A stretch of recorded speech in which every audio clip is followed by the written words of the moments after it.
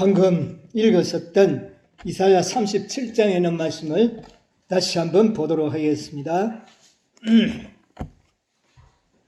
37장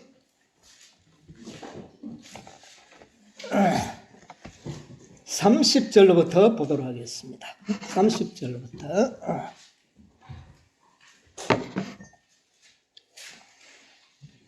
왕이여 이것이 왕에게 징조가 되리니 금년에는 스스로 난 것을 먹을 것이요 제2년에는 또 거기서 난 것을 먹을 것이요 제3년에는 심고 거두며 포도나무를 심고 그 열매를 먹을 것입니다. 유다 족속 중에 피하여 남는 자는 다시 아래로 뿌리를 받고 위로 열매를 맺으리니 이는 남는 자가 예루살렘에서 나오며 피하는 자가 시온에서 나올 것임이라. 만군의 여호와의 열심히 이를 이루시리라.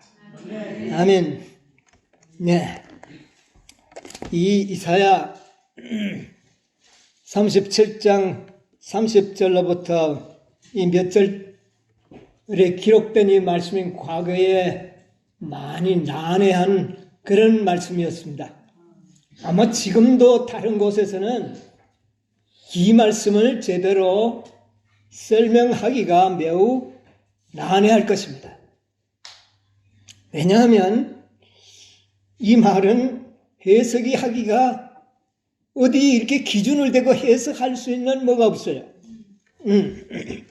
자, 이게 뭔 뜻인가?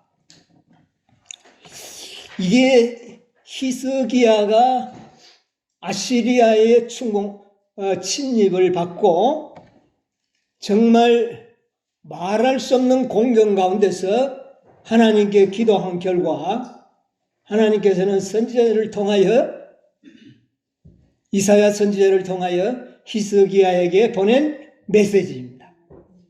그런데 그 아주 이 히스기야는 말로 다 할 수 없는 공경 가운데 있었습니다. 그런 가운데 이 메시지는 굉장히 히스기야에게 위로와 축복의 메시지가 되었는데 그 내용이 굉장히 난해합니다. 그래서 우리는 이 역사적인 배경을 조금 오늘 생각을 좀 해보려고 하는데요. 히스기야 왕은 유다 나라에 5번의 종교 개혁을 일으킨 왕 중에 몇 번째입니까? 네? 예, 네 번째 왕입니다. 이스라엘 나라의 개혁은 선지자 주도로 개혁이 일어났죠. 북방 이스라엘 10지파에 그 유명한 선지자들 중에는 엘리야와 엘리사가 있었습니다. 자, 그런데 이 하나님께서 이스라엘 백성들 그리고 다윗을 위하여 씨를 조금 남겨두어서 보관하여 등불을 끄지 않고 남겨둔 무리가 누굽니까? 이 남방 유다예요. 그래서 이 한 지파, 12지파의 한 지파를 하나님께서는 다윗을 위하여 남겨놨다 그랬어요. 여러분, 다윗은 누구를 상징하죠? 그리스도를 상징하죠. 그래서 그리스도를 위하여 이 유다 지파를 남겨놨는데 이 유다 지파가 제대로 아주 석잘한 것이 아니에요. 네.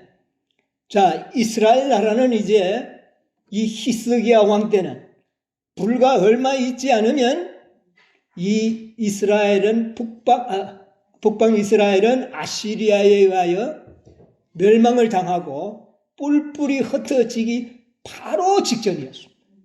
그리고 이미 침략을 받아서 나라의 주권은 거의 다 잃어버린 그런 상태에 있었고 이제 남방 유다를 아시리아는 침공을 해가지고 파죽지세로 몰아붙여가지고 46개 성을 점령을 하고 마지막으로 이제 예루살렘에 항복을 받으러 올라왔던 그 시기입니다. 이 사내립의 그 비문에 보면 성경에는 몇 개 성이라는 말이 없어요. 몇 개 성이라 그렇게 이야기만 했지 숫자가 없는데 그 비문에 보면 내가 유다 나라를 침공하여 견고한 성읍 46개를 점령하고 내가 예루살렘에 항복을 받기 위하여 올라가서노라 하는 이런 비문의 내용이 고고학자들에 의하여 발견이 됐습니다. 이런 상황이었어요. 이런 상황에 사내립은 군대 장관을 먼저 보내가지고 히스기야에게 항복을 요구했습니다. 항복을 하면 목숨만은 살려주겠다. 이런 이제 요구를 하고 있었어요. 그런데 이 히스기야는 종교개혁을 단행하면서 하나님만을 섬기기로 아주 굳게 결심한 개혁자들의 왕 중에도 정말 특별한 그런 사명을 행하는 네 번째 왕이었습니다.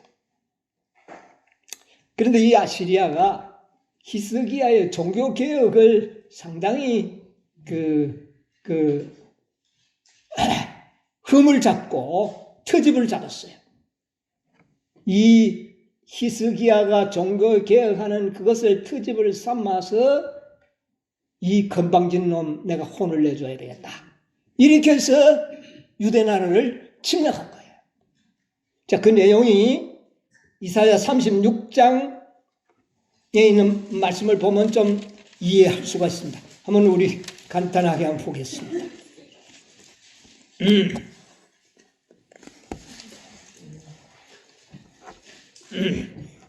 36장 4절을 보겠습니다. 랍사게가 그들에게 이르되 이제 히스기야에게 고하라.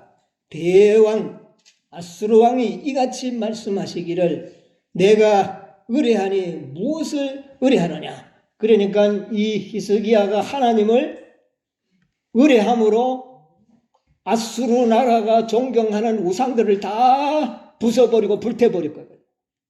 그러니까 너희들이 누구를 의뢰하고 나를 반역하느냐, 이런 이제 메시지를 보내게 됩니다. 그 다음에 7절을 좀 보겠습니다. 한번 읽어보세요. 혹시 네가 내게 이르기를 우리는 우리 하나님 여호와를 의뢰하노라 하리라마는 그는 그의 산당과 제단을 히스기야가 제하여 버리고 유다와 예루살렘에 명하기를 너희는 이 제단 앞에서만 경배하라 하던 그 신이 아니냐. 자, 너가 의뢰하는 신은 히스기야가 모든 우상과 산당을 다 제해버리고 오직 예루살렘에 있는 여호와 하나님께만 경배하라고 하던 그 신을 너희들이 의뢰하고 있지 않느냐. 그렇게 하나님을 조롱합니다. 이 히스기야의 종교개혁은요, 우상만 때려 부순 것이 아니에요. 이스라엘이나 유대나라나 그들이 산당에서 뭐를 했습니까? 제사를 지냈어요. 예루살렘에서 제사를 지내는 것이 아니고 제사 제도가 일원화되지 아니하고 산당에서 제사를 지내는데 그것이 하나의 우상 숭배의 빌미를 가져오는 그런 역할도 했습니다. 그러니까 히스기야는 우상도 제거해버렸지만 뭐도 제거해버렸습니다. 하나님 앞에 제단을 삼는 산당의 예배 자체를 종교개혁을 일으킨 왕이에요. 그래서 이제는 다 예루살렘에 올라와서 하나님께 예배를 드리라. 이런 종교개혁을 일으켰어요. 이것은 진리가 오류와 섞이지 않는 유일한 하나의 방법이었습니다. 각 지역에서 산당에서 예배 드리면 여러 가지 우상숭배적인 하나님의 섬김이 있을 수가 있었던 겁니다. 그래서 이렇게 했던 것이 아수르 왕에게는 굉장히 기분이 나빴어요. 그래서 너희가 그렇게 하던 그 신을 너희가 의뢰하고 나를 배반했는데 너희는 히스기야의 말도 믿지 말고 여호와도 믿지 말라. 그러면서 아주 갖은 조롱의 말로 조롱을 합니다. 그런데 이 히스기야는 한마디도 대꾸하지 않습니다. 여러분 논쟁할 필요가 없습니다. 그래서 여러분 함부로 논쟁하지 마세요.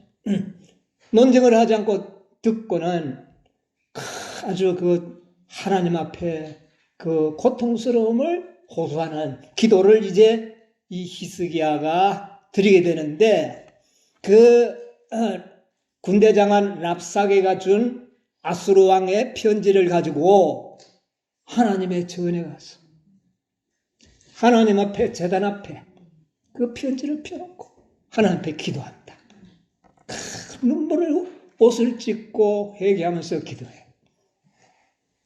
그런 기도의 결과로 이제 하나님께서는 기별을 보냅니다. 자, 37장에 보면 37장 1절에 보면 히스기야 왕이 듣고 그 옷을 찢고 굵은 뼈를 입고 어디에요? 여호와의 전으로 갔고. 여러분 네 번째 종교개혁운동의 왕이 말이에요. 기도하는 방법을 보세요. 상당히 뭔가 좀 구체적이고 굉장히 그 기도가 중언부언의 기도가 아니었다는 것을 알게 돼요. 뭘 갖다 펴놓고요? 원수들의 편지를 다 하나님 그 내용 모르나요? 그 내용을 하나하나 다 고해 바치면서 그렇게 하나님께 탄원의 기도를 올리는데 정말 이 히스기야는 오늘날 우리들에게 매우 신앙의 모본의 생애를 산 것 같아요. 그런데 이 종교개혁의 5 왕이 오늘날 우리들이 하고 있는 깨닫고 있는 뭐와 비슷합니까 또? 예, 계시록 14장의 세 천사와 18장에 언급된 2 천사의 그 사명을 큰 개혁운동을 미리 보여주는 남은 무리에게서 보여주는 것이거든요.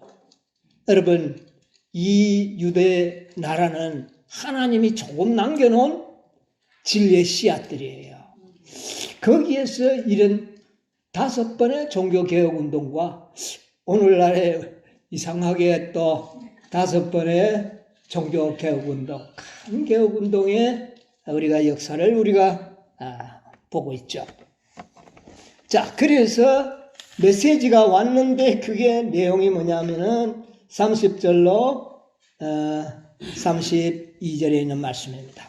자, 이 말씀을 또 한번 보자고요. 보니까 하나의 징조를 가지고 왔습니다. 징조. 어떤 징조죠? 금년에는 어떻게 해요? 스스로 난 것을 먹을 것이요. 자, 지금 이 유대 나라가 아수르의 침략을 받으니까 농사를 지을 수 있나요, 없나요? 성 안에 갇혀가지고 농토는 다 어디 있는데요? 성 밖에 농토가 있는데 성 안에만 갇혀 있으니 농사를 지을 수가 없었어요. 그러니까 이제 만약에 아수르 나라가 물러간다 하더라도 농사를 안 지었으니 장래가 굉장히 암담하지 않습니까? 거기에 대한 보장의 말씀을 보내줍니다. 자, 뭐라 그러죠? 금년에는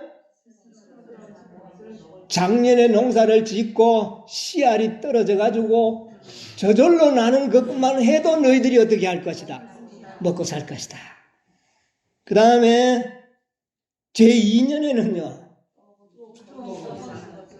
또 거기서 나는 것을 먹을 것이요. 2년에도 너희들이 농사를 직접 못 짓는다 하더라도 거기서 나는 것을 먹을 것이요. 그런데 3년에는요? 3년에는 보니까 심고 거두며 포도나무를 심고 뭐를 먹을 것이라. 열매까지를 추수할 수 있도록. 자, 여러분 여기는 3번의 징조가 연거푸 일어납니다. 그렇죠? 자, 그래서 이게 조금 우리에게 의미를 주는데 그 다음에 32절에 보면 어떤 자가 나오죠? 남는 자가 나옵니다. 남은 무리가 나와요. 남는 자가 어디에서 나올 것이며 예루살렘. 그 다음에요. 또 피하는 자는 어디에서 나올 것이라고요? 시온에서 나올 것이다. 여러분, 예루살렘과 시온은 교회의 대명사입니다. 여러분, 교회를 하나님께서, 주님께서 세울 때 음부의 권세가 이기지 못하는 교회를 세우리라 그랬지 않습니까? 그런데 이 남은 무리가 어디에서 나온다고요? 교회에서 나올 것이다.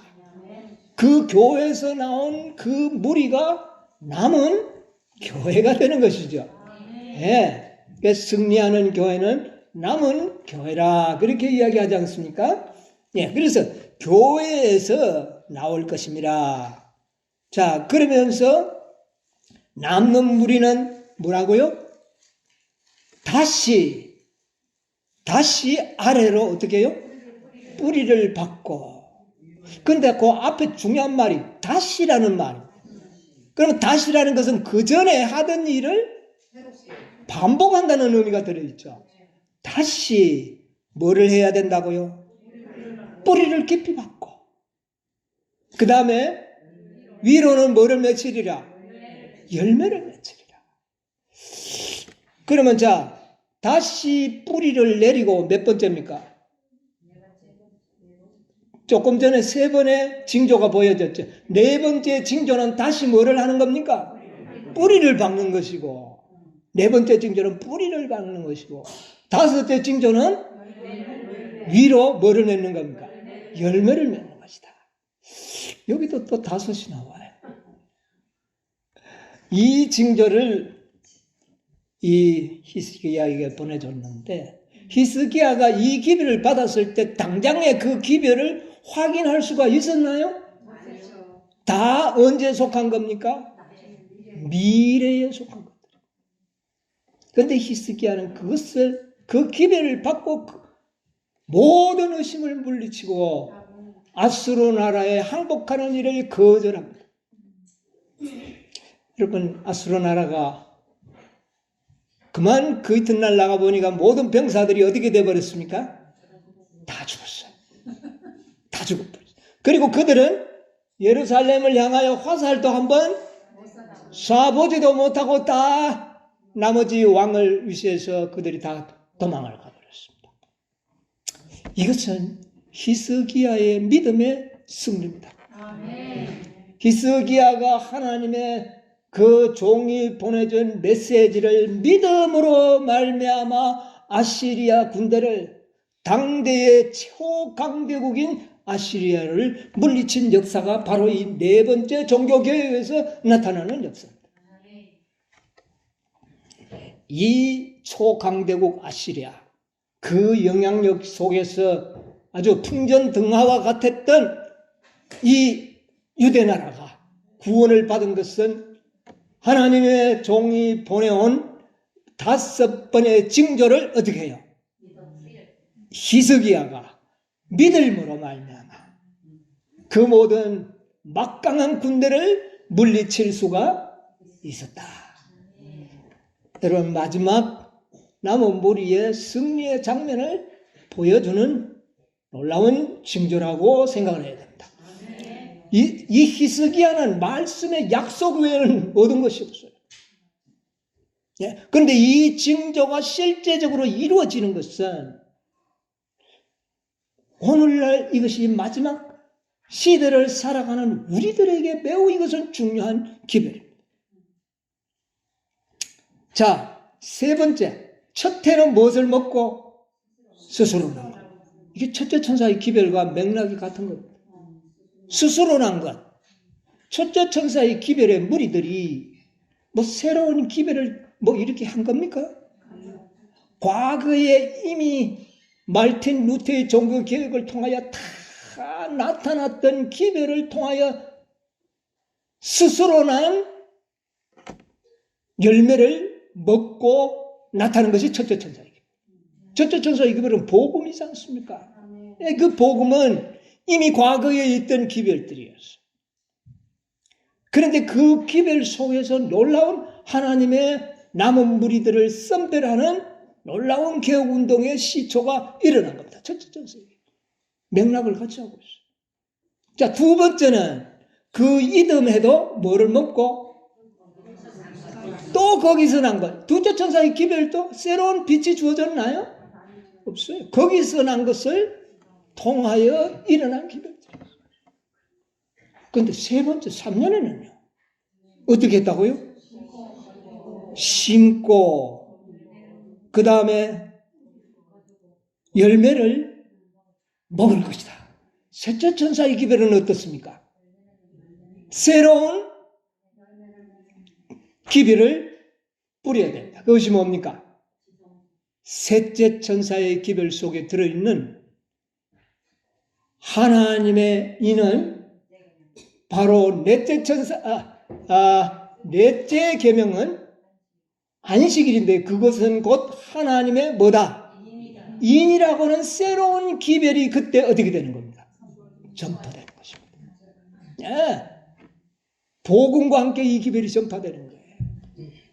그래서 새로운 기별이 심어졌죠. 그 다음에 새로운 포도나무를 심는 것과 마찬가지죠. 그런데 그에 어떤 뭐를 먹습니까? 이제 열매를 맺습니다. 여러분, 셋째 천사의 기별에는 열매가 있습니다. 오늘날 우리가 믿는 바에 의하면 14만 4천인들이 어디에서부터 탄생이 되기 시작합니다? 셋째 천사예요. 그래서 그런 자들 중에는 이미 잠든 무리도 있는데 그들이 언제 일어난다고요? 특별부활. 그래서 셋째 천사의 기별 속에는 열매가 있는 것을 여기 언급을 하고 있어요. 열매를 먹을 것이다. 이것은 곧 14만 4천인의 구속의 열매들이 탄생될 거예요. 그래서 이 세 번은 연달아 전개되는 징조들이에요. 그런데 이것은 첫째와 둘째, 셋째 천사의 기별을 잘 묘사하는 하나의 징조들입니다. 자, 그리고 난 다음에 이제 피하는 자들이 나타나게 돼요. 피하는 자가 있고 남는 무리들이 나오는데 그들의 특징은 뭐냐면은 다시 뭐를 한다고요? 아래로 뿌리를 깊이 박는다. 다시. 그러면 이게 문제가 생겼다는 말입니까? 안 생겼다는 말입니까? 세 번째 이후에 뭔가 문제가 생긴 거예요. 그래서 그 문제로 인하여 뭐가 생겨난 겁니까? 남은 무리와 피하는 자들이 나왔는데 그들은 어떻게 해야 된다고요? 다시 해야 된다는 겁니다. 다시. 여러분, 18장 천사는 다시 하는 기별입니다. 셋째 천사의 경험을 다시 반복하는 다시 하는 기별이에요. 이 맥락을 같이 하고 있어요. 그런데 다시 하는데 뭐를 한다고요? 뿌리를 어떻게 한다고요? 깊이 박는다. 깊이 박는다. 이게 네 번째지요, 이제 순서죠. 그 다음에 나중에는 위로 뭐를 맺으리라? 열매를 맺. 이건 다섯 번째는 열매가 이제 맺혀. 그 말씀을 하시고 난 다음에 놀라운 기별이 주어지는 것이죠. 자, 남는 자가 이것은 교회로 말미암아 음부의 권세가 이기지 못하기 위하여 세운 교회에 의하여 이런 무리가 나타난다. 오늘 교회가 많이 강조되는데 이것도 하나님의 섭리인 것 같아요. 남은 교회. 교회에서 나올 것인데 만군이 뭔지 여러분 아십니까? 만군의 여호와. 만군의 여호와는 모든 군대, 하나님이 통치하는 모든 세계는 다 하나님의 뭡니까? 군대들이에요. 천사도 군대요, 우주의 거민들도 다 군대인데 그 만군을 통치하시는 하나님이, 이게 보통 말이 아닙니다. 온 우주, 하나님이 통치하시는 모든 세계를 일컬어서 통칭하는 말이 만군의 하나님입니다. 자, 그 만군의 여호와의 뭐가? 열심히. 근데 이 열심이란 말의 원어가 뭔지 아십니까? 카나라는 단어인데 키나라고 여기는 나왔지만 그 본래의 단어는 카나입니다. 이 카나는 질투예요. 여러분, 질투.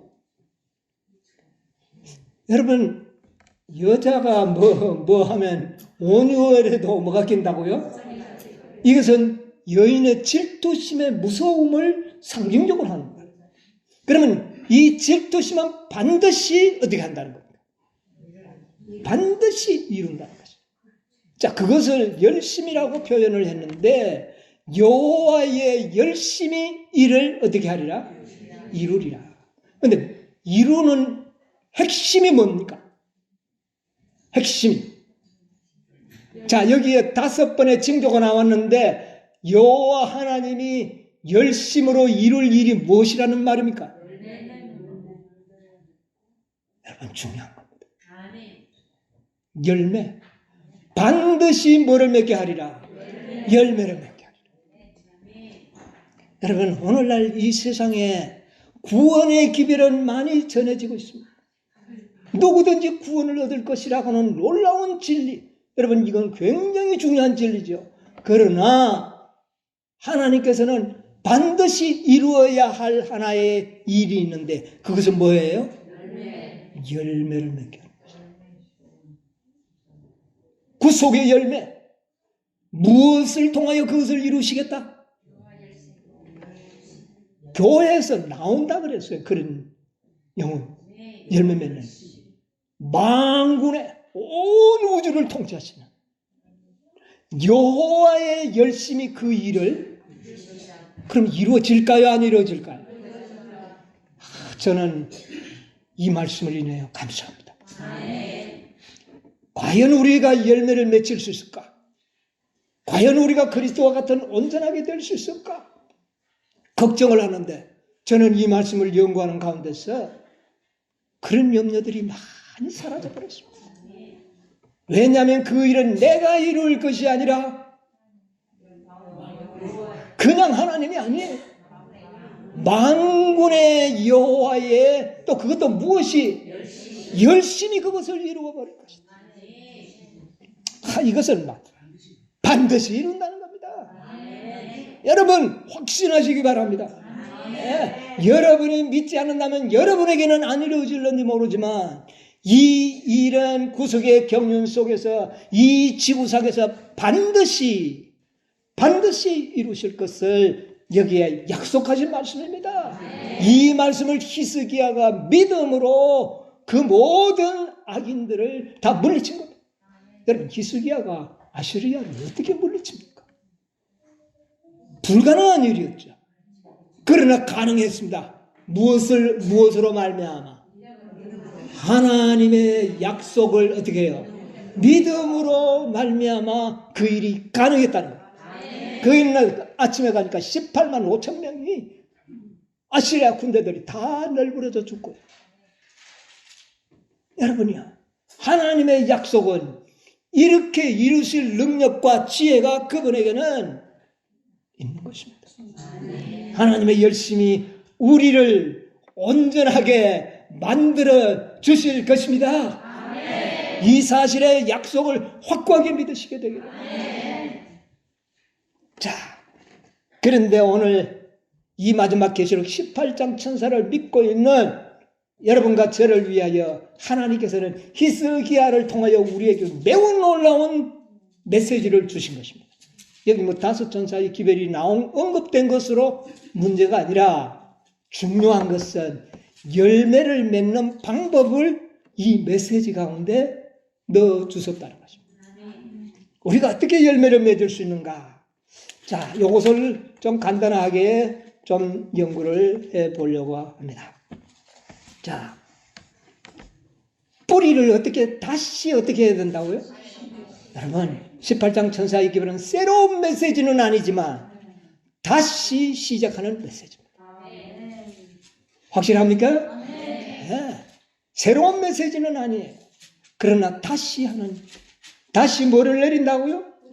뿌리를 내린다. 여러분, 뿌리를 내리지 않으면, 자, 뿌리를 내리지 못한다면 뭐가 안 된다는 거예요? 열매가 안 된다. 여러분 이거 분명히 기억하시고 뿌리가 깊이 내려가야 돼요. 깊이 뿌리를 박혀야 환난 때에 흔들림을 견딜 수가 있는 겁니다.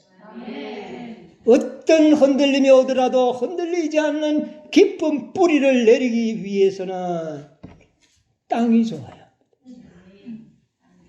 여러분 농사 짓는 분들 다 아시죠? 자, 뿌리를 깊이 내리려고 하면 땅이 어떻게 해야 합니까? 비옥하고 뭐가 없어야 돼요? 첫째는 돌멩이들이 없어야 돼요. 자, 여기에서 여러분 큰 하나요. 우리는 어떻게 열매를 맺을 수 있는가? 무슨 땅이 되면? 좋은 땅만 되면. 여러분 우리가 예수님의 씨 뿌리는 비유를 보면 자, 돌짝밭도 나오고 길가에 떨어진 것도 있고 또 가시덤불에도 떨어졌는데 그들은 결실치 못한지라. 그런 땅에는 결실이 없었어요. 이유가 뭐냐 하면 뿌리를 못 내는 거예요. 이유가 다른 데 없었어요. 뿌리를 내리지 못했어요. 근데 좋은 땅에는 뭐를 내렸을까요? 뿌리를 깊이. 중요한 것은 100배, 60배, 30배의 열매를 얻기 위해서는 뭐를 바꾸면 되는 겁니까? 땅을 바꾸어야 된다는 것이죠. 여러분 이거 이제 우리에게 주는 지혜 아닙니까? 하나님께서. 저는 이 말씀을 보면 열매를 맺기 위해서는 좋은 땅이 되어야 되는구나. 여러분 땅은 무엇을 상징합니까? 우리의 마음이에요. 자, 여러분의 마음은 좋은 땅입니까? 자, 이제 문제는 여기에 있습니다. 우리의 마음의 땅이 좋지 못하다면 뭐를 맺을 수가 없어요? 열매를 맺을 수가 없다는 이 문제를 오늘 우리는 매우 심각하게 받아들여요. 그런데 땅은 기경할 수 있잖아요. 네, 땅은 기경할 수 있습니다.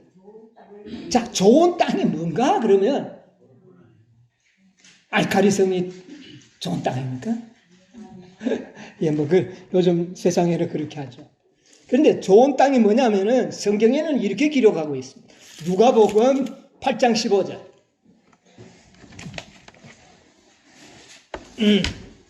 누가복음 8장 15절을 한번 보십시다. 좋은 땅에 있다는 것은 착하고 좋은 마음으로 말씀을 듣고 지켜 인내로 결실하는 자리라. 여기 보니까 어떤 마음이 좋은 마음이라고요? 착하고 좋은 마음. 여러분 착합니까? 예, 뭐 착한 분도 있는데 까다로우라면 두째가기 썰은 성격을 가지는 사람도 있죠. 뭐 저도 그렇습니다. 착하고 좋은 마음. 자, 그런데 우리가 그렇지 못한 것 같아요. 그런데 이 설명을 실물 교훈을 통하여 우리가 해석을 좀 들어봐야 되겠습니다. 여러분 우리가 예언의 신이 참 중요한 것은 그냥 이 누가복음 8장 15절로만 봐서는 천성이 좀 착한 사람이 좋은 거구나 이렇게 이상 해석할 방법이 있어요 없어요? 이렇게밖에 해석이 안 됩니다. 그러나 예언의 신을 통하여 우리는 이 해석을 올바로 해석을 할 수 있습니다. 실물교훈 59쪽 그 사이에 있는 말씀을 좀 보겠습니다. 실물교훈 58, 59쪽에 보면 이 비유 가운데 말씀은 찾았나요? 찾았으면 한번 크게 읽어보세요. 이 비유 가운데 말씀한 착하고 어진 마음은 죄가 없는 마음을 여러분 죄가 없는 마음이 착한 마음이 아니에요. 여기 이야기하는 거는. 자 보세요. 왜냐하면 복음은 잃어버린 자들에게 전하도록 되어 있기 때문이다. 그리스도께서는 내가 의인을 부르러 온 것이 아니오 죄인을 부르러 왔노라. 우리 모두는 다 죄인입니다. 착하지 않다는 말입니다. 한마디로 이야기하면. 예. 말씀하셨다. 성령의 역사에 자신을 굴복시키는 자는 마음이 착한 자, 이제 정답이 나옵니다. 뭐가 착한 마음이라고요? 성령의 역사에 자신의 마음을 굴복시키는 자는 착한 마음을 가진 자다. 여러분이요, 착한 마음이 되기를 원합니까? 좋은 땅이 되기를 원합니까? 성령의 역사에 굴복하시게 되기를 바랍니다. 성령의 역사에 굴복해야 돼. 그 다음에 또 읽어보세요. 그는 자기의 죄를 고백하고 하나님의 자비와 사랑의 필요를 느끼는 자다. 그는 진리를 알고자 하고 그것을 순종하고자 진정으로 열망하는 자, 그 다음에 착한 마음은 진리를 뭐 하고자 하는 사람? 진리를 알고자 하는 사람. 이런 마음이 무슨 마음이라고요? 착한 마음. 다시 말하면 좋은 땅이라. 자, 그 다음에 어진 마음은 믿는 마음이며 하나님의 말씀에 대한 믿음이 있는 마음이다. 자, 여기 결론이 나왔습니다. 착한 마음은 뭐라고요? 하나님의 말씀을 믿는 마음. 말씀을 믿는 마음이 무슨 땅이다? 좋은 땅이다. 자, 우리가 지금까지는 하나님의 말씀을 잘 안 믿고 자신의 생각대로 하려고 하는 그런 의지를 우리는 많이 가지고 있었습니다. 이제부터 우리가 오직 하나님의 말씀대로만 순종하며 살겠다고 우리가 결심한다면 그 땅은 어떤 땅이 되버립니까? 좋은 땅이 될 것입니다. 여러분, 다시 뿌리를 내리기 위해서는 우리의 마음을 하나님의 말씀만을 믿겠다고 하는 믿음을 가진 자들이 되어야 됩니다. 가능합니까? 이제 우리도 좋은 땅이 될 가능성이 있어요, 없어요? 아멘. 우리도 이제 좋은 땅이 될 수가 있어요. 뭐만 믿는다면. 그래서 예내신 가운데 보면 오직 마지막 남은 무리들은 뭐만을 신뢰하는 무리들이더라. 오직 말씀만을 신뢰하는 자들. 그들이 어떤 무리들이기 때문에 좋은 땅이에요. 그런 땅에는 뿌리가 어떻게 될까요? 깊이 내려갑니다. 여러분, 우리가 몇 년 동안 말씀을 믿는 믿음을 가지라고 얼마나 우리가 많이 강론을 했습니까? 그게 뭘 만들고자 했었습니까? 좋은 땅을 만들어서 뭐가 내리도록요? 뿌리가 깊이 내리도록 하기 위한 그 일을 한 것입니다. 이게 넷째 천사의 기별입니다. 넷째 천사의 기별이 바로 그게요. 오직 믿음이란 하나님의 말씀이 말씀 그대로 이루어질 것을 믿고 그 말씀을 이루어지도록 하기 위하여 오직 무엇만을? 말씀만을 신뢰하는 것이 뭐다? 믿음이다. 그게 넷째 천사의 기별입니다. 와그너와 존수가 그 말씀을 강요한 거예요. 하나님의 말씀은 말씀과 배치될지라도 그 말씀만을 신뢰하는 것이 무엇이다? 믿음이다. 아브라함이 그랬죠. 살인하지 말지니라 하나님의 말씀이었습니다. 또 아들을 죽여서 제물로 바치라는 것도 누구의 말씀? 하나님 두 말씀이 상치됐지. 그러나 두 말씀 다 아브라함은 어떻게 했어요? 믿었어요. 그런데 그 말씀을 이룬 분은 누구였습니까? 하나님. 이게 넷째 천사의 기별입니다. 다시 뿌리를 내리라는 것. 믿는 방법을 가르쳐 주는 겁니다. 여러분, 오늘날 많은 재림 성도들이 하나님의 말씀보다는 교회의 유전과 학자들의 논리를 더 존중하고 있다는 것을 보게 됩니다. 그것이 무슨 땅이에요? 그 땅은 좋은 땅이 아니라는 겁니다. 그 땅에는 뿌리를 깊이 내리는 듯한 것입니다. 말씀으로 돌아가야 돼요. 오늘날 많은 재림 성도들이 연애신에 대한 신뢰도가 매우 빈약합니다. 부인하지는 않지만 적극적으로 믿으려고 하지 않습니다. 그런 땅은 좋은 땅이 아닙니다. 그 땅에는 뿌리를 내릴 수가 없다는 것입니다. 예. 여러분, 우리가 이 마지막 증언의 말씀은 마지막 남은 백성들의 승리를 위하여 주신 하나님의 메시지예요. 히스기야에게 편지를 그 기별을 가져왔던 이사야의 기별이 바로 이 기별입니다. 엘렌 G. 화이트의 기별은 바로 그 기별에 해당되는 거예요. 자, 그래서 여러분, 우리는 어떤 땅이 되어야 되겠습니까? 여러분, 돌 갈라낸다고 너무 신경 쓰지 마세요. 암만 갈라내도 또 돌이 들어있고. 그런데 뭐만 하면은요, 말씀만을 믿는 믿음을 우리가 갖게 되면 돌은 성령께서 골라내버립니다. 말씀 속에 있는 진리의 말씀이 우리의 심령을 변화시켜서 모든 것을 다 돌들을 제거해버려. 돌이 뭡니까? 어떤 죄들입니까? 특별히 이기심이 밑에 딱딱하게 들어있는 게 돌입니다. 여러분, 우리의 마음에 있는 이기심을 뭐가 없애줄까요? 아이고, 내가 없애보려고 그게 없어지겠어요? 말씀을 믿는 믿음을 우리가 믿는 방법만 제대로 알면, 뿌리를 박는 방법만 알면 성령께서 그 모든 이기심들을 없애버릴 것입니다. 그런 땅에는 뿌리가 깊이 내려서 야곱의 환난을 무사히 통과할 수 있는 그런 뿌리를 우리는 갖게 될 것입니다. 자, 이게 넷째 천사의 핵심이에요.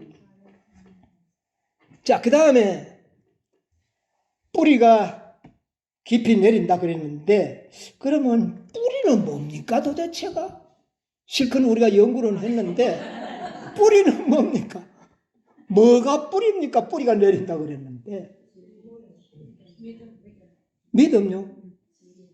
예, 믿음은 믿음 다 맞는데. 자, 우리 봅세요. 믿음으로 말미암는 의는 칭의, 성화, 온전함으로 우리가 구분은 하죠. 그러면 열매는 뭡니까? 완전함이 열매죠. 그러면 뿌리는 뭡니까? 성화는 줄기죠. 예, 성화는 줄기죠. 뭐예요? 칭입니다. 칭의가 뿌리예요. 온전함의 뿌리는 칭의예요. 여러분, 우리가 열매 맺기 위해서 지금 노력한다고, 노력은 해야 되지만 노력한다고 되는 것은 아니에요. 노력은 해야 돼요. 그러니까 노력을 안 된다고 그랬어요. 그러면 열매를 맺으려면 어떻게 해야 되겠어요? 뿌리를 깊이 박아야 되는데 그 뿌리가 뭐라고요? 칭의가 완전해야 되는 것입니다.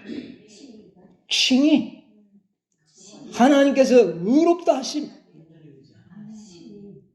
거듭남. 우리의 거듭남의 경험이 뭐 해야 된다고 말입니까? 깊어야 돼요. 여러분, 우리의 거듭남의 경험이 아주 깊어야 돼요.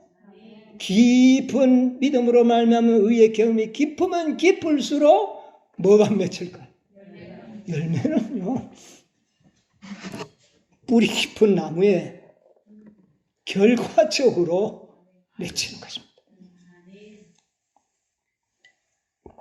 뿌리는 얇아가지고 자칫하면 가뭄이 들고 그래 되는데, 나무가 내가 열매 맺혀야지 그러면 맺히나요? 안 되는 겁니다. 뭐를 깊이 박히면? 뿌리를 깊이 박히면 가물어도 수분을 땡겨 올리고 영양이 부족해도 사방으로 퍼져 있는 뿌리들이 영양을 모아들여서 결국은 뭐를 만들어냅니까? 충실한 열매. 여러분, 열매 맺히는 방법은 뿌리를 깊이 박고 튼튼하게 만드는 것입니다. 이사야를 통하여 오늘날 이 시대를 살고 있는 우리들에게 열매 맺는 방법이 어떤 것인가를 가르쳐주고 있는 것입니다. 뿌리를 깊이. 자, 첫째 땅을 좋게 만들어야 돼요. 두 번째는 뿌리를 깊이 내리는데 그 뿌리가 바로 칭의의 경험이라고 하는 것입니다. 여러분 보세요. 화이트석 로마서 6장 1절로 4절의 주석 가운데 보면 이런 말씀이 있습니다. 6장 1절로 4절 주석에 있는 말씀을 좀 보겠습니다. 거듭남은 이게 칭이거든요. 거듭남이 칭이잖아요. 거듭남은 우리 시대에 좀처럼 보기 어려운 뭐라고요? 진귀한 경험이다. 많은 사람이 거듭남을 경험했다는 말입니까? 간혹 했다는 말입니까? 진귀한 경험이라고 해요. 많은 사람들이 이 경험을 하지 못했다는 겁니다. 이것이 많은 문제를 가져온 이유다. 그리스도의 이름을 가진 사람들이 성화되지 못하고 거룩하지 못한 사람들이 참으로 많다. 예수는 믿는데 품성이 변화 안 된 자들이 너무 많다. 뭐 때문입니까? 뭐가 안 됐다는 말입니까? 거듭남의 경험이 안 일어났다. 뭐는 다니는데, 교회는 다니는데 경험이 안 일어났다. 자, 그는 침례는 받았지만 어떻게 해요? 상체로 장례를 치렀다. 죽지 않고 다시 살아났다고 하는 사람.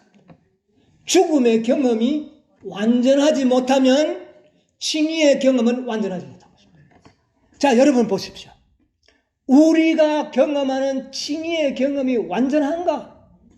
하면 생각을 해봅시다. 내가 과연 완전히 그리스도 안에서 어떻게 했는가? 죽었는가? 내가 완전히 죽으면 완전히 사는 겁니다. 네. 완전히 죽지 못한다면 그 거듭남은 불완전한 거듭남이 되어서 뿌리를 내릴 수가 없어요. 그런 뿌리에는 열매가 맺힐 수가, 여러분 이 사실을 분명히 이해하시기 바랍니다. 여러분 우리가 열매 맺기를 원합니까? 죽어야. 아멘. 죽지 않고 열매를 맺을 수는 없는 것입니다. 자아가 죽지 않았기 때문에 그들은 그리스도 안에 있는 산 생명으로 일어나지 못합니다.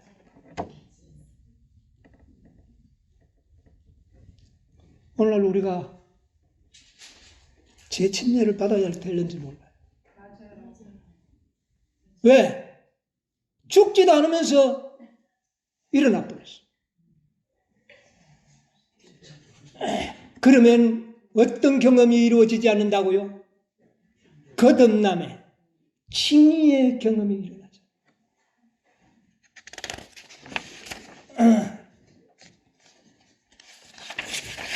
목사들에게 보내는 증언 가운데 456쪽에 보면 이런 말씀이 있어요. 믿음으로 말미암는 칭의란 무엇인가? 그것은 인간의 영광을 티끌 속에 던지고 뭐를요? 내 영광을 티끌 속에 던지고 인간이 스스로의 힘으로 할 수 없는 것을 인간을 위해 행하시는 하나님의 역사 행위이다. 여러분의 영광을 티끌 속에 던졌습니까? 우리의 영광을 티끌 속에 던졌느냐고요. 이것을 온전히 던지지 못했다면 거듭남의 믿음으로 말미암은 칭의가 제대로 완전하지 못하다는 것입니다. 여러분, 이 넷째 천사가 전하는 기별이 칭의의 기별이었어요. 와그너와 존스가 1888년에 교회에 전하는 기별은 무슨 기별이었다? 칭의의 기별이었다고 그랬어요. 이것은 다시 경험하도록 하는 것입니다. 네. 칭의를 다시 경험하도록. 여러분, 오늘 우리도 칭의를 다시 경험할 필요가 있습니다. 그래야 뭐가 맺힐까요? 여러분, 뿌리만 깊이 내려놓으면 열매는 결과적으로 맺히는 거예요. 오늘 우리들에게 가장 요긴한 기별이 이사야를 통하여 히스기야에게 보내진 것입니다. 목사들의 증언 91쪽 2쪽에 보면 이런 말씀이 있어요. 주님께서는 크신 자비를 베푸셔서 와그너와 존스 목사를 통하여 그분의 백성들에게 지극히 소중한 기별을 보내셨다. 이 기별을 들림을 받으신 구주, 온 세상의 죄를 위하여 희생 제물에 관한 소식을 세상을 향하여 더욱 분명하게 가르칠 것이다. 여러분, 넷째 천사가 전하는 이 칭의의 기별은요, 과거에 전하던 칭의의 기별보다 더 확실하게 전하게 될 것입니다. 여러분, 오늘 아침 저는 설교를 듣고 심장이 어디에 붙어 있었는지 잘 몰랐어요. 넷째 갈비뼈 뭐 이 속에 어디 좀 대충 들어있겠지 했는데 넷째쯤 들어있다고요? 넷째와 다섯째. 거기에 심장이 보관되어 있는 거예요. 여러분, 이건 뭘 의미하는 겁니까? 많은 복음의 믿음으로 말미암는 칭의가 아담 때부터 지금까지 전해왔지만 가장 그리스도의 심장을 가까이 들을 수 있는 복음은 넷째 천사와 다섯째 천사의 기별이 전하는 복음 속에서 그리스도의 심장의 고통을 느끼게 하는 복음이 들어있다는 거예요. 내용은 같은 것이지만 가장 확실하게 우리의 느낌 속에 생활을 변화시킬 수 있는 그런 칭의의 기별. 여러분, 칭의의 기별이 그냥 예수 믿으면 구원은, 누구든지 믿으면 구원 온다는 단순한 그런 기별이 아닌, 그 기별은 우리로 하여금 열매를 맺히게 하는 칭의. 여러분, 목적이 다르죠? 과거에 말틴 루터가 전하는 기별은 믿음으로 말미암아 뭐 하는 구원 얻는 기별이었다면, 이제 넷째와 다섯째는 구원은 뭐 이제 생각할 필요도 없어요. 이제 뭘 맺히는 겁니까? 이제는 이 기별은 우리를 하여금 그리스도의 온전함, 너희 아버지의 온전함처럼 너희도 뭐하라? 온전하게 되라는 열매에 집중하도록 한 기별입니다. 칭의의 방법으로 그리스도의 온전함에 우리도 도달할 수가 있다고 하는 놀라운 기별이에요. 놀랍지 않습니까? 네. 그것은 보증물을 믿는 믿음으로 말미암는 칭의를 제시하였다. 이건 다시 뿌리를 다시 박는 겁니다. 다시 박되 어떻게 박는 겁니까? 깊이 박는 겁니다. 그런데 잘 보세요. 그것은 백성들에게 그리스도의 의를 받아들이도록 초청했는데, 그리스도의 의는 그리스도의 뭡니까? 품성. 어떤 품성이에요? 완전한 품성. 하나님의 영광이 재현시킨 품성. 그리스도의 품성을 통하여 하나님의 영광이 나타나지 않았습니까? 그 품성이 이 기별을 믿는 자들에게서 어떻게 될 것이다?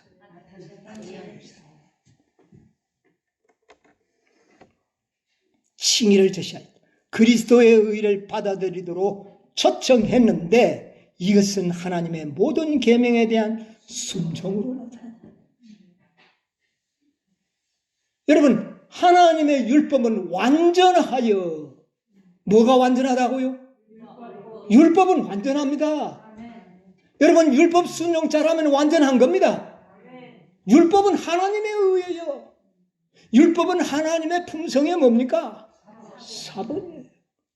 순종으로 나타나. 우리가 율법 순종하면 완전한 거 아닙니까? 네. 하나님 하나님의 의에 도달하는 거예요. 나타난다. 값으로 헤아릴 수 없는 그분 자신의 의를, 값으로 헤아릴 수 없는 그 자신의 의를 속절없는 인간 대제자들에게 나누어 주신다. 이거 돈 받고 주는 겁니까? 나누어 주신다. 그러면 뭐예요? 완전한 품성을 뭐로 주신다? 선물로 주신다. 여러분, 시대의 소망 762페이지의 말씀과 동일한 말씀. 완전한 품성이 열매를 맺히는 겁니다. 이것은 뿌리를, 좋은 땅에 깊이 뿌리를 내리는 사람들에게 맺히는 자동적인 결과예요. 이것은 하나님의 무엇이다? 선물이다. 놀랍지 않습니까? 네?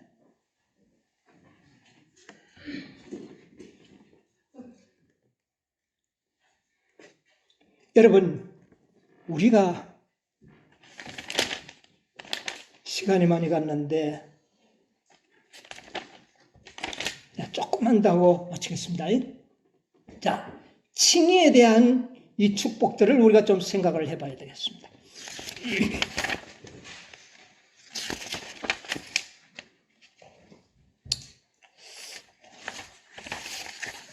예, 시간이 많이 갔기 때문에 줄이도록 하겠습니다. 자, 우리가 한 가지 기억해야 될 것은 하나님께서는 이 땅에 의의 나무를 심으셨다고 이사야 61장에 기록했죠. 의의 나무를 심으신 분은 목적이 있습니다. 그 목적이 무엇일까요? 열매입니다. 그 목적을 이루기까지는 계속 농부는 수고하고 일하실 것입니다. 자, 농부가 씨를 뿌립니다. 목적이 뭡니까? 열매. 농부가 씨를 뿌려놓고 추수도 안 하고 맺혔는지 안 맺혔는지 확인도 안 한다면 그 농부는 분명히 정신적으로 문제가 있는 사람. 농부는 씨를 뿌리면 무엇을 기대하고 있습니까? 열매. 이거 기대하고 씨를 뿌리고 김을 메고 열심히 노력한 것도 뭐를 위해서입니까? 여러분, 이거 잊어버리면 안 됩니다. 오늘 많은 그리스도인들이 예수 믿고 열매는 없이 구원만 받으려고 해요. 구속의 경영은 그게 아닙니다. 물론 구원 받아야 돼요. 그러나 뭐가 익어야지만 구원 받습니까? 장로교인들은 죽으면 천당 가버리니까 괜찮을는지 모르지만 우리는 죽으면 의인도 땅속에 어떻게 해요? 잠자고 있잖아요. 다윗도 지금 땅속에 어떻게 하고 있다고요? 잠자고 있다고 그랬잖아요. 그럼 우리는 망하는 겁니다. 뭐가 돼야 추수가 오는 거예요? 열매가 맺혀야 추수가 오는 것이죠. 자, 잘 들으세요.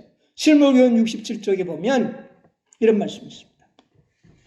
농부가 씨를 뿌리고 곡식을 가꾸는 목적은 열매를 얻기 위함이다.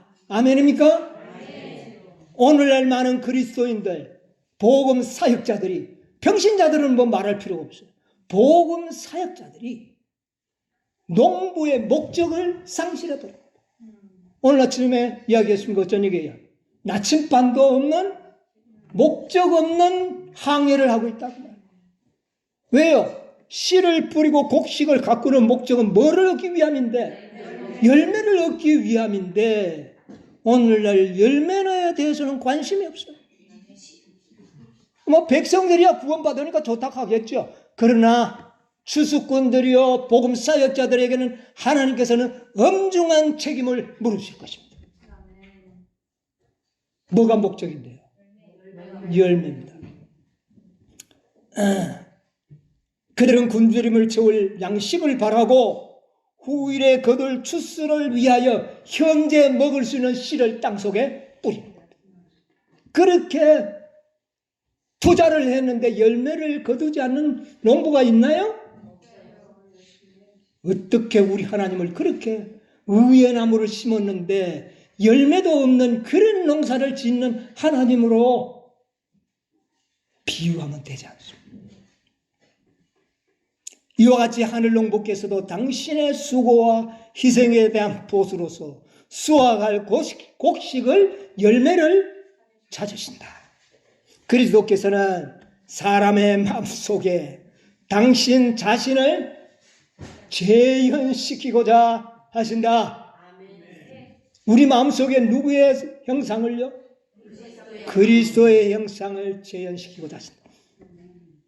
그는 이 일을 당신을 믿는 자들을 통하여 하실 것이다. 교회를 통하여 할 것이다. 그런데 이 교회가 이 길을 안전하고 있어요. 그리스도인의 생애의 목적은 열매 맺는 일이다. 오늘날 우리 구원받은 자들의 목적은, 자, 이제 우리가 구원받은 것은 확실합니다.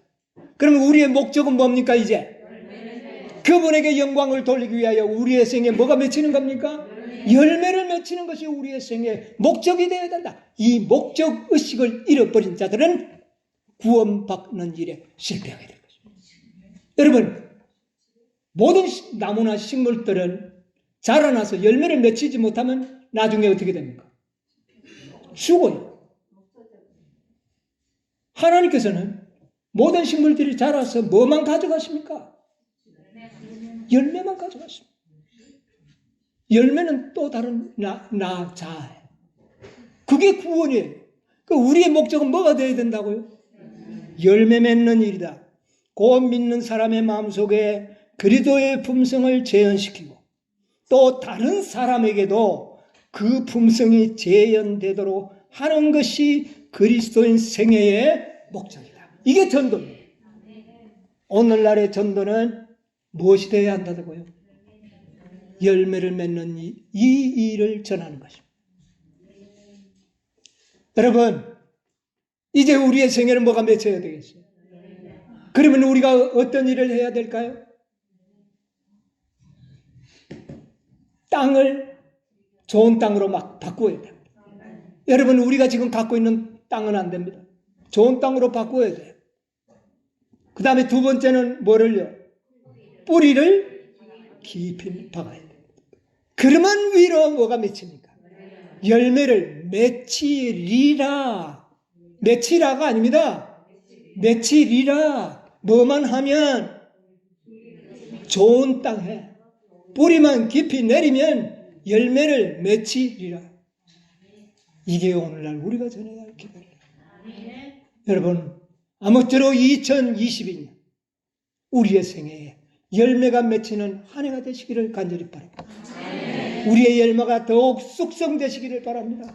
우리의 열매가 더욱 굵고 극상품의 열매가 되도록 노력하시는 한 해가 되시기를 바랍니다. 그래야 하나님께 영광 돌리는 저와 여러분의 생애가 되시기를 간절히 바랍니다.